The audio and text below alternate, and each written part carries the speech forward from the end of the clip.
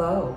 Welcome to another Tarot Tuesday with Foxy. I'd like to introduce my new friend. This is Billy Bob Thornton. Billy Bob Thornton. They're three amigos and they're going to be joining me on this episode.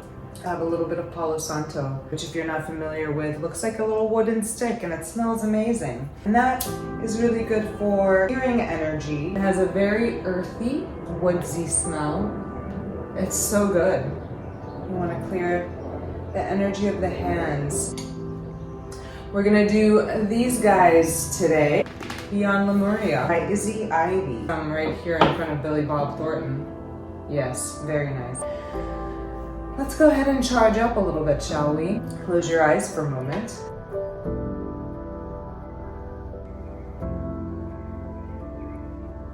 I would like to go ahead and set the intention on behalf of all of us tuning in to Tarot Tuesday, that whatever card come through is exactly the right card for anybody that's watching at any point in time. That we hear exactly what we need, exactly when we need it, and that we can make use of it.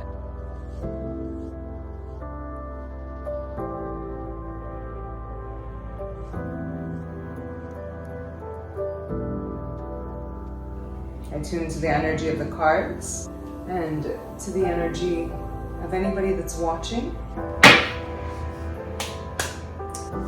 What is it that you would like for us to know today?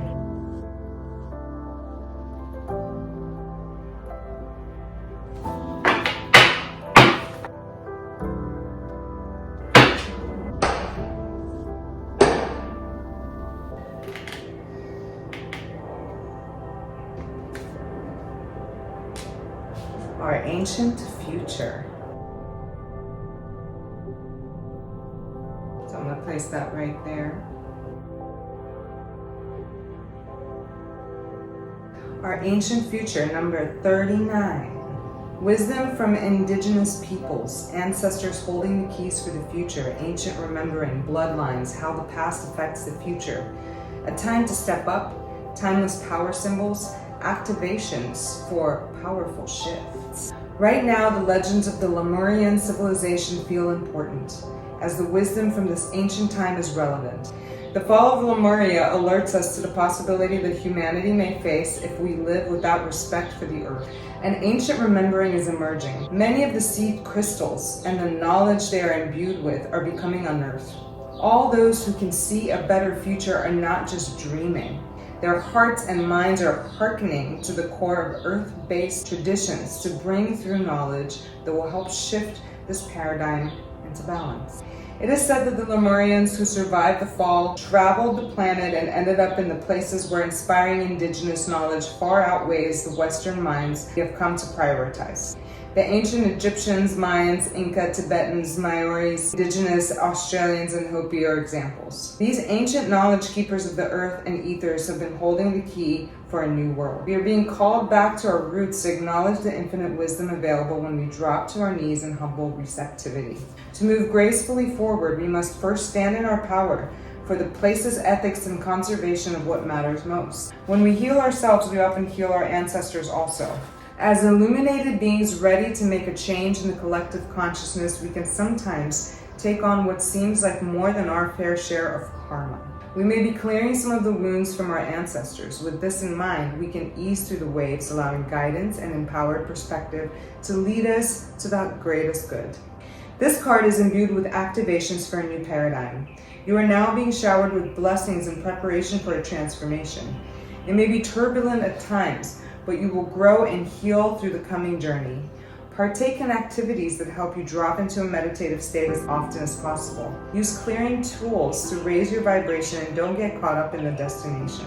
Focus on the journey and the experience. You can navigate a situation you have no experience with by being truly present.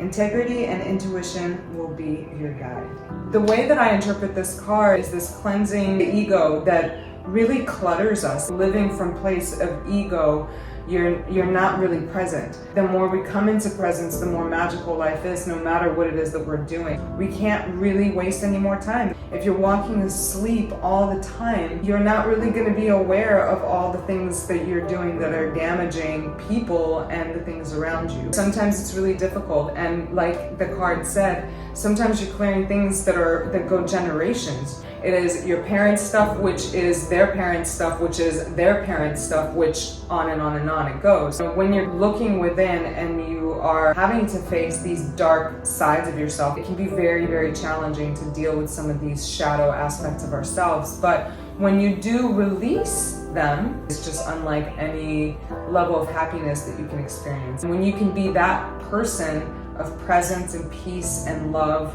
freeing generations after you, you pass that on, whether you have children or not, you will still bump up against people. And if you are a source of light, you will impact people and how they live their lives. That will impact the people that they come in contact with. It's a chain reaction. I thank you so much for joining me today on Tarot Tuesday. I hope that you found some benefit from this card. I'll see you on the next Tarot Tuesday.